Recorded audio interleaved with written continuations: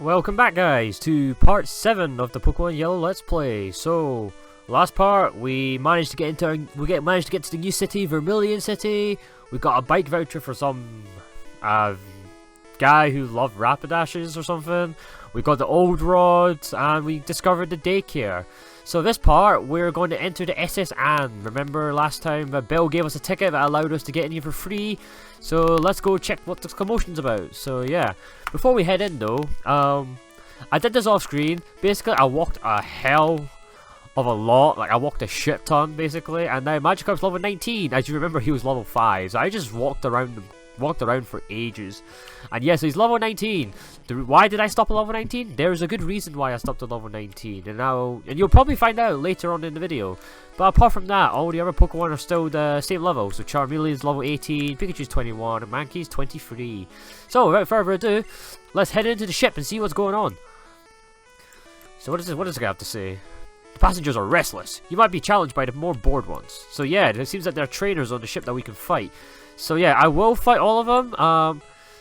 Instead of doing the speedy montage thing I usually do, I'm actually just gonna fight them all like one by one. I think. I think this is room. Okay, there's this guy here. What does this guy just say? Not all of these guys will fight you. Some of them will. You just gotta talk to them. Shh! I'm a global police agent. I'm on the trail of Team Rocket. Okay. Well, keep up the good work, good sir. The music's really good in here. But yeah, are these trainers? Yeah, you're a trainer. I collected these Pokemon from all around the world. Alright, so our first trainer of the day. This time I will be doing the whole switcheroo thing with Magikarp because, yeah. But yeah, there was a specific reason why I wanted Magikarp to get to level 19. And yeah, so we'll just swap it to Pikachu. No, let's just swap to Charmeleon. Why not? Charmeleon needs to get more levels as well. So. A bit of Ember.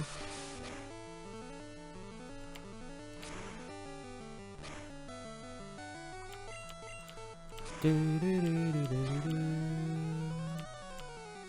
got a burn, nice.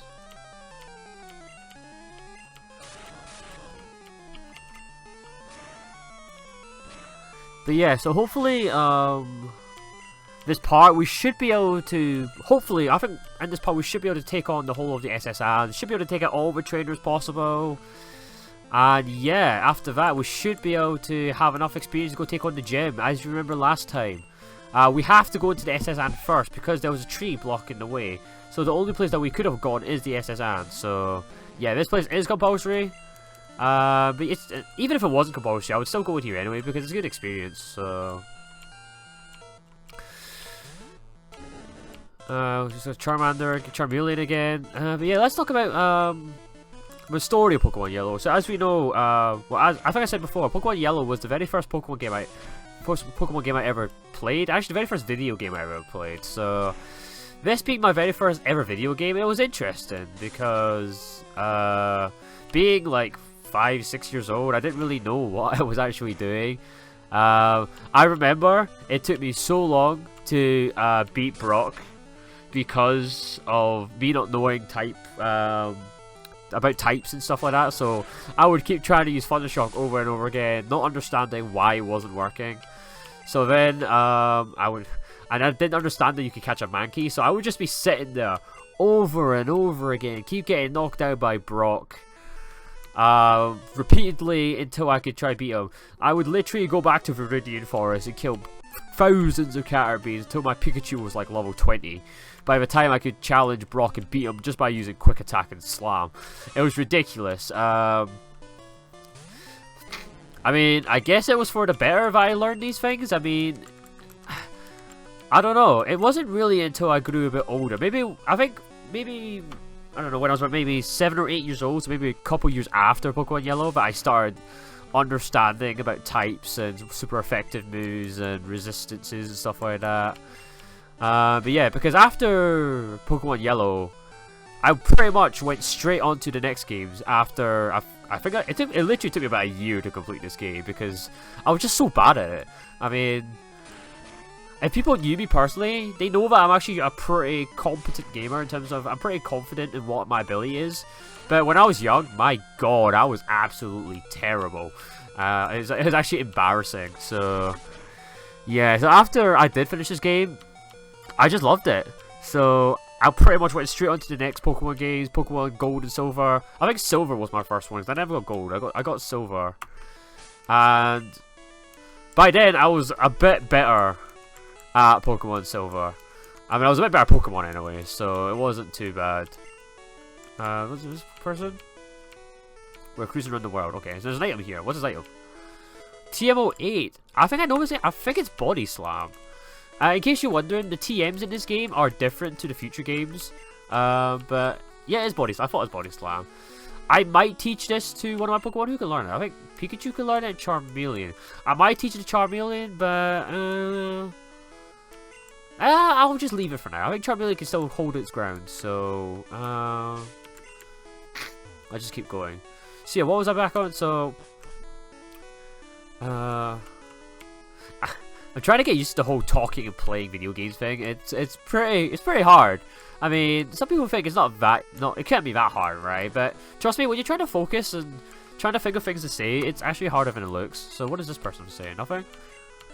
I'm not a waiter, but yeah, okay.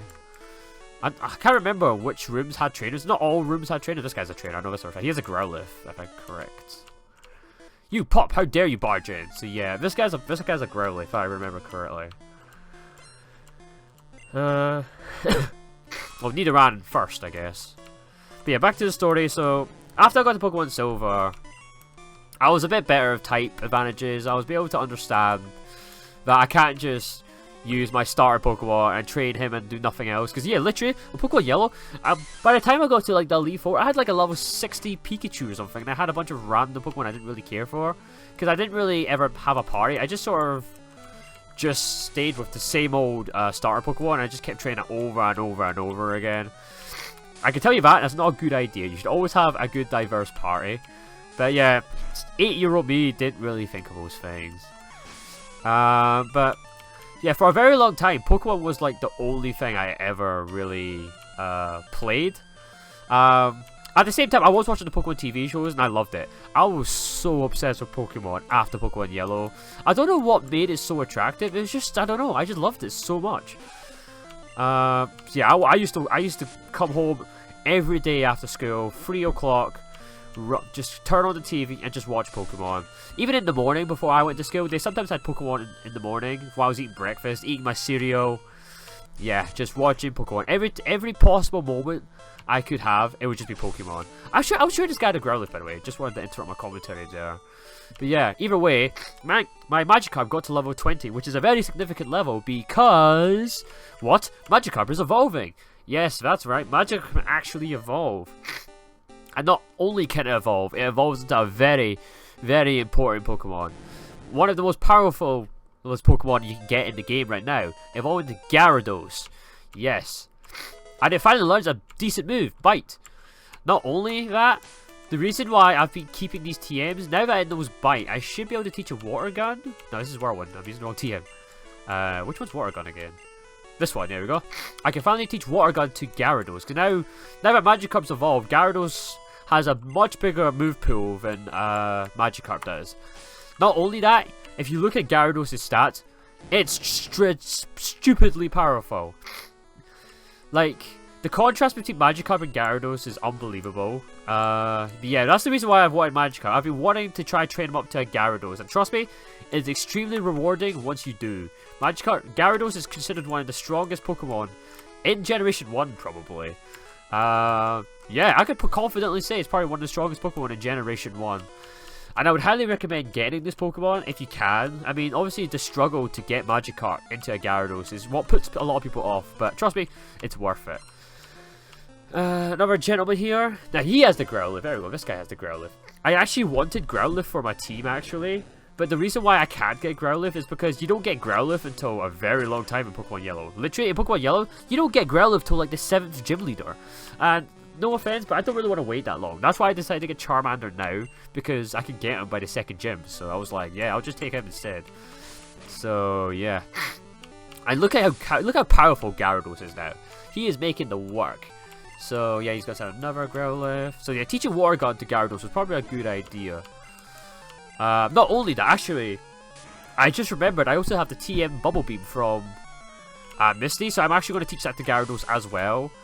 I mean, a lot of you Pokemon experts will probably say there's no point really teaching 2 water-type moves to a Gyarados, but I don't know. I'm just going to do it anyway because Gyarados is fucking awesome, and yeah, so this is Seismic Toss. No.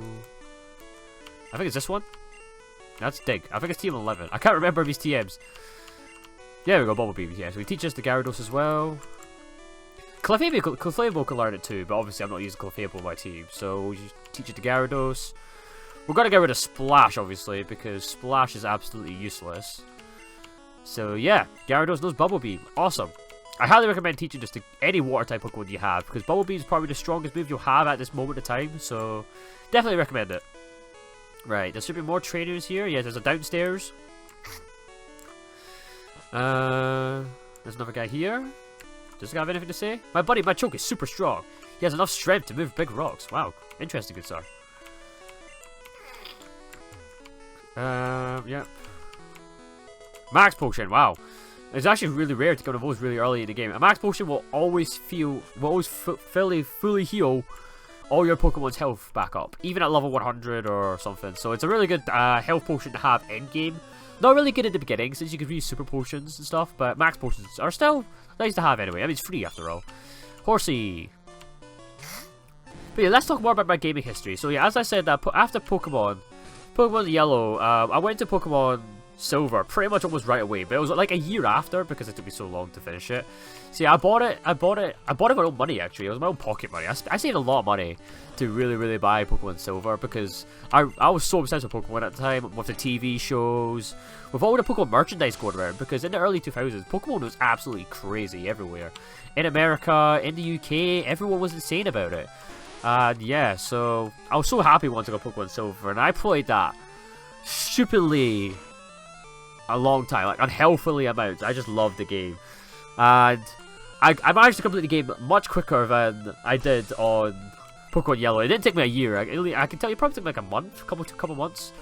Probably the one thing that stopped me was Whitney's Miltank. If you guys know what I'm talking about, Whitney's Miltank is by far, oh my god, Whitney's Miltank. I still have nightmares over that thing. But yeah, we can save that for whenever I do a Pokemon Yellow. Not Pokemon Yellow, Pokemon Silver Let's Play, so yeah. We'll save it for then. I can say all my abuse, all my anger then. But yeah. But because Pokemon got me into gaming, I really wanted to explore more into gaming. Not because at the time I only had the Game Boy Color was my only video game console. It wasn't until my 9th birthday, 10th birthday. I don't remember, my granddad, because my granddad used to like video games as well. My granddad had a Sega Mega Drive, which I could probably talk about another time, but the Sega Mega Drive was a massive part of my life as well, because I used to go to my granddad's house, like, what, every weekend? I don't know why. I just like doing that. I don't know. I just love my gran and granddad were like the coolest grandparents ever, and I used to love going around to their place every weekend.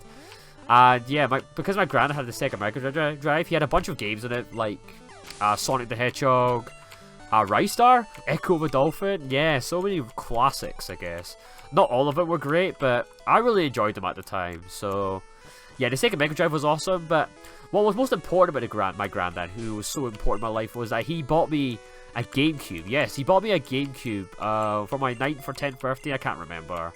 And that was my first like home console. I mean, I've always just been playing the Game Boy Color, but when he bought me a GameCube, it was absolutely incredible. My very first game on the GameCube was Sonic Adventure 2 and Super Mario Sunshine, and I fell in love. I fell in love with gaming because of the Game Boy Color and Pokemon, but really, I think it really showed when I got my GameCube. Just because it was all 3D, it was all colourful, it was all new to me. I mean, after all, when you play the Game Boy Color, it's all sprites, and I had no backlight as well. Playing with no backlight, a lot of kids nowadays don't understand how stressful it is not having a backlight on your games. It's just, oh my god. Yeah, you know, you guys are lucky. You kids are lucky, I swear to God. But yeah, just playing Super Mario Sunshine and Sonic Adventure 2 Battle on my granddad's TV, and I even at home when I brought it home, with so many colors and all the 3D graphics. It was mind-blowing to me personally. You know, I was like 9, so it was incredible. And yeah, that's how I sort of really got into gaming. I mean, and it just went from there. So, you know, pretty much whenever I had money, whenever I had spare pocket money from my parents, I would literally just beg my dad to take me to the video game store and just see what they had and just buy whatever games that looked great. Usually Sonic games, Pokemon, Mario, anything like that. It was amazing. I loved it. What else? So yeah, most of my childhood was pretty much Nintendo games. It wasn't really until I got older that I started getting into other platforms. I mean, saying that, at 9 years old, even though I got my GameCube, my first handheld home console, my dad actually bought me a PS2 like a couple months later. I don't know why. Like, it was just all of a sudden. My dad was just like, "Hey, son," and he just got me a PS2 for no random reason. But I wasn't gonna complain because I loved the PS2 as well. The PS2 had a lot of good memories as well. Ratchet and Clank, classic. Spyro the Dragon, it was fantastic. Oh, I never told me to play. Yeah, I mean, my dad had a PlayStation 1 as well. I never really played it that much, but it was mostly the GameCube and the Game Boy Color that sort of really got my attention. But the PS1 was good. I had a couple of games. Crash Bandicoot, if you remember. Crash Nitro Kart. I have a great story about Crash Nitro Kart, but I would love to talk about it now. I'll talk about it another time. But Crash Nitro Kart, I have so many good memories of that. But yeah, let's go back to the GameCube and the PS2. So yeah, my dad bought me a PS2, and it came with Ratchet and Clank, the first one. And I played that a lot too, because I was really into platformers and that kind of stuff. At that age, because I was playing Super Mario, Sunshine, and Sonic Adventure, which were both platformers. So playing Ratchet and Clank was pretty much a perfect transition from the GameCube to the PS2. We've got TM44, awesome. So let's see what that is first.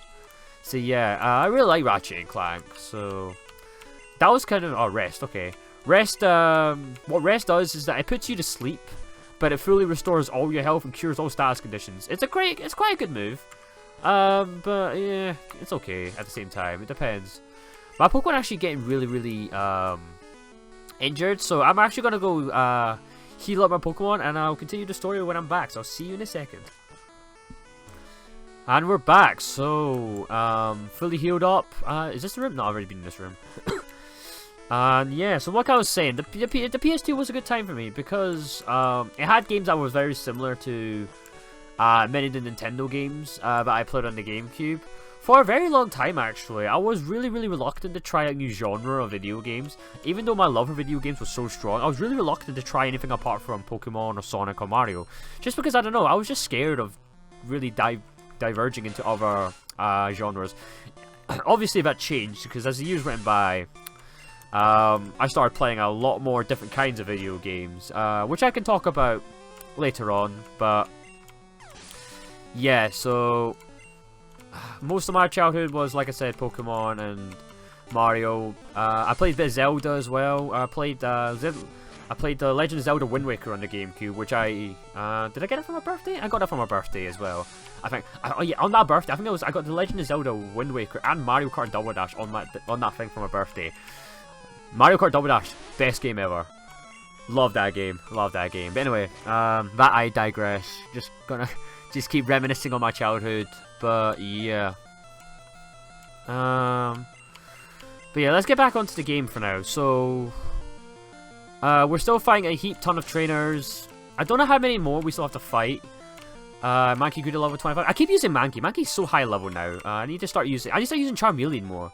The problem is, in the ship, most of these guys use water type Pokemon, and that's not really good for Charmeleon. So he's not really getting much love right now. But I do want to use Gyarados more, since he is technically the newest party member of our team. And he's finally getting a lot more use now, because, you know, as a Magikarp, he wasn't really doing much. But yeah, so we'll try to tackle all the trainers as we can. Because I'm checking my timer right now. The video is getting quite long, so hopefully I can try blast through the last bunch of trainers as quick as possible, so we can get out of here and get ready for the gym next part. This guy's a Karate Chop. Yep, just keep using Bubble Beam. But yeah, so like, what are your guys' stories of video games? Because obviously everyone has different childhoods of or what different experiences of what they grew up with video games. I mean, some people were. I was actually really fortunate that I had really kind parents and grandparents that were willing to buy me video game consoles and video games for my birthday or Christmas. Because I know a lot of people out there whose parents were, I don't know how you say it, but a lot of parents were really reluctant to buy their children's video games because they had all this thing of, oh, video games are the devil, oh, they're bad for your brain, they'll ruin your school grades and stuff like that, which I really hated because it's clearly not the case. I mean, if that was the case, I wouldn't have gotten the grades I did at school, which were really good, and wouldn't have gotten to university. So, oh yeah, if you check this bin, there is a great ball. Oh, we've got no room for items. Oh yeah, that was the one thing about Generation 1. You didn't have an infinite amount of space, because in the later games, you could have as much space as you want. In this game, there's a limit of what you can have as space. So because of that, you couldn't have more than a certain amount of items. I'm just going to toss the ether. I know ethers are actually really good, but I don't need it. So I'm just going to toss it out for the great ball, because great ball is going to be much more handy to me than an ether will be. So, but yeah, if you check this bin, there will be a great ball there. There's no gym, there's no trainers in here as far as I'm concerned. They're all just chefs. So I'm just going to ignore those guys. But yeah, a lot of parents were like, you know, they weren't really a fan of the whole video games things. For a very long time, video games really got a lot of negative feedback and comments from other parents because kids seem to focus more on video games than they did on anything else, which I can actually sort of agree. Oh, and this guy shows you a Snorlax, so that's good to know. That fills you up for your Pokédex as well, so that's good to know. But yeah, I mean, I agree. I spent a lot of time on video games, more than some kids did, but that doesn't mean anything. I mean, I was still able to keep focused on at school, still had plenty of friends, I still played sport, and I did all those kind of things. So I don't understand the mentality that some adults had. It's different now, but back then in the early 2000s when video games were still sort of new, that was just how it is. Yeah. So I know a lot of people that I grew up with didn't have the chance to play as many video games as they wanted to because their mom and dad were just refusing to buy them. It wasn't until they got to maybe an age where they could start earning their own money, getting their own part-time job, and buying video games was when they started falling in love with it. Which is cool, some people are like that. So, but I just sort of feel that the charm of it isn't as good as you grow older. I think growing up is where you enjoy the most by video games. Because as a child, you don't have to worry about much. You just play video games, have fun. You know, you do kid things, I guess. When you grow up and you're about my age, I'm 19 by the way, so I'm still young obviously, but when you get to my age, you can still enjoy video games obviously, which is why I'm playing it right now. But you just don't, it's not the same because you have to worry about other things. Like university, I have to worry about my career, what I'm going to do after university, get a job, you know, and get money and stuff. Because, you know, once you reach my age, your mom and dad don't spoon feed you anymore. You have to buy your own stuff, you know. You can't just ask your mom and dad to buy everything you want anymore. So, yeah, so that's a thing. We're still flying through the trainers. The SSN, I'm not a massive fan of the SSN. I mean, it's just another place that you just sort of go to, fight a crap ton of trainers. Obviously the experience is good, but in terms of, I guess, it's not really that, I never really found it interesting. I remember the SSN on, the Pokemon TV series, because that was where I first discovered Gyarados. If you remember that episode, the SSN actually sinks, if I remember. It's the episode where Ash trades his Butterfree for a Raticate, then trades it back because he doesn't like it. But yeah, that was the episode where James buys that rip-off Magikarp. There's the whole ship sinking and they all abandon on like some little raft. And James literally just does a massive like kung fu kick on the Magikarp. It falls into the ocean, it falls into a Gyarados. And they start, and the whole Gyarados starts destroying the whole place. They all get shipwrecked and they get stranded on some abandoned island for a long time until they all meet up and they find their ways back to Vermilion City. So that was a cool episode. But yeah, ever since I saw the episode actually, I became a massive fan of Gyarados. I mean, a lot of people found it intimidating. I found it pretty cool. So yeah, no more frames, oh for God's sake. Yeah, oh this is gonna be a pain. I should have sold my Nugget back at Vermilion City, so I'm gonna have to do that another time. The thing is, I might toss out some of these TMs because some of these TMs aren't very useful. I'm definitely keeping Mega Punch. Whirlwind. Now we don't need this. We'll never use Whirlwind. You can just toss this out. Nope. Oh, come on, please. We'll just toss this out. Please. Yep. Come on. Yes. All right. What is this? We found a max ether. Okay, I tossed out an ether to get a max ether. Ethers restore 10 PP to your Pokemon, while max ether restores maximum PP to that Pokemon. In case you didn't notice, every Pokemon has... Wait, did we not just talk to this guy? I swear we just talked to that guy. I think it's this room? Is this room, right? Yeah, this guy. Pokemon, yeah, cut. This guy talks about cut, which is important. Yep, okay. Some fairy Pokemon. But yeah, every Pokemon has PPs, which is power, which I think it's power, it stands for power point, which is the amount of times you can use a Pokemon's move. Once that Pokemon runs out of PP, you can't use that move anymore, so you can't infinitely spam a certain move. That's why Ethers and Max Ethers exist. But to be honest, in my opinion, you'll never really have to worry about that because, just because of the fact you're gonna have assuming you only have one attacking move, you should have at least 3 or 4 attacking moves. You'll never really ever have to worry about that. And also for the fact is that you're gonna be you should be healing up at the Pokemon Center every possible moment, like I do. And because of that, you'll never really need them. So even though I do try to keep as many Ethers as I can, I barely ever actually use them. So yeah, Bubble Beam again and Ponyta. Yeah, Gyarados is really kicking the work though. But I definitely need to use Charmeleon more because he's really falling behind the levels now. I'm starting to use Pikachu less and less because, like I said, Pikachu isn't actually part of my team. So using Pikachu right now is a bit redundant because I'm actually getting close to the point where I can replace Pikachu because the Pokemon that I want is in the next. Is after this city. It's in the next city. So yeah, pretty much Pikachu is getting dropped in the maybe next couple of parts. I know a lot of you might want me to still keep using Pikachu, but no offense, but Pikachu stats-wise just isn't that good. And I just don't really want to use him, so I've never been a fan of Pikachu. Obviously, he's the mascot, and you know everyone knows him. But I'm just not a fan. I've just never been a fan of Pikachu. Never have been. So even when I was younger, well, I didn't really care about him. I mean, just disable and sleep, really? Come on now, Jigglypuff. I think after this room, this should be the last trainer. I think, and then we should be almost done with the SSN. So. Still using Pound. But yeah, this part's gone on much longer than I expected. It's 28 minutes now, so I might actually have to cut the part here and finish the SSR next part. So we'll see how many trainers we have left. And then I'll plan accordingly, I guess. So this Jigglypuff's down. Awesome, we defeat the last. Take it easy. Awesome, what's this item here? Oh, we have no more room. Oh, I swear. I'll definitely make room in the next part. Like, the next part, I'll probably cut that part. You probably won't see that part. But I'll probably go back to the Pokemart, start selling some random stuff. And make room, because this is going to be a massive pain in the future.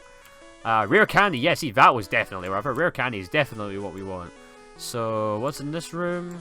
Is there any more trainers? Have you gone to the Safari Zone in Fuchsia City? You had many rare kinds of Pokemon. Not yet, good sir. Nice foreshadowing there, but no, we're not. We don't know. We can't get there just yet. Safari Zone. Is this the last room? Do these guys have anything? These girls. The captain looks really sick and pale. I hear many people get seasick. Nope, I think that's it. Okay, this is the last part of the ship, but I know there's one more part of the ship that we can go to, so let's try tackle that. I know this part's going to go over half an hour, but let's try tackle that part while we can. So I think it's down here. I think it's down here. So we're back. I finally found the place where we're supposed to be. I'll show you how you get here, but yeah, I just accidentally ran into a fight without actually starting the part up again. So yeah, these are the last set of trainers. It's just it's like the I forgot the name. It's like the front of the ship. That part, you know, like the part in Titanic where you know, the famous part where they're all standing at the front and then they sink and die. Yeah, you know, just being a bit dark there, but you know what I mean, that part of the ship. But yeah, we just destroyed Tentacle Bubble Beam. I shouldn't have used Bubble Beam because it's not very effective. Should have used Bite. Speed Fell. Oh, Supersonic. Supersonic confuses you. When you're confused, you have a 50% chance of hitting yourself, so that's quite annoying. It's just a flip of the coin, basically. Okay. But if you switch out, your Pokemon gets healed, so you don't have to worry about that. Sailor, I was just careless. So yeah, these are the last bunch of trainers on the ship. Hey, matey, let's do a little jig. I don't really want to do a jig, but yeah. So Sailor wants to fight. Yeah, these are the last bunch, like I said. Gyarados still really putting in the work with Bubble Beam. It's just such an incredible Pokemon. Even like in the later generations, Gyarados is still easily one of the strongest Pokemon you can get. I'm glad that it stays as a classic. You know, it's one of the most recognized Pokemon just because I don't know. Everyone knows Magikarp, right? And it's a big bloody dragon. How can you not like think this thing's awesome? So, Shelter, destroy Shelter. But yeah, so 24, awesome. More levels for me, woohoo. I think that's it. I think this is the last trainer. I don't know. I think the guy below was a trainer as well. Let's have a talk. Scrubbing decks is hard work. What about this guy? Earth, if you will. I stepped out to get some air. Okay, anyways, yeah. I'm going to show you guys how you get here. So if you, obviously you'd be starting from the right and moving to the left. But if you just follow this down here. So yeah, these staircases here from the entrance of the ship, you keep going all the way to the left, and you go down these stairs, and there's a set of stairs down here. Obviously, I went to the right first because there was people I wanted to tackle, in the rooms. So yeah, we're just gonna end the part here, guys. I was hoping we could get a bit further on, but these battles seem to go a bit slower than I imagined. But yeah, next time we're gonna head up there and see the last part of the final. This is the end of the SSN. So next part, we're going to see the final part of the SSN and hopefully start tackling the gym. So yeah, or at least find a way to cut down those trees anyway. I mean, yeah, they're still in our way, and so hopefully we'll find a way to tackle that down. So thank you guys for watching, and I'll see you guys next part. Adios.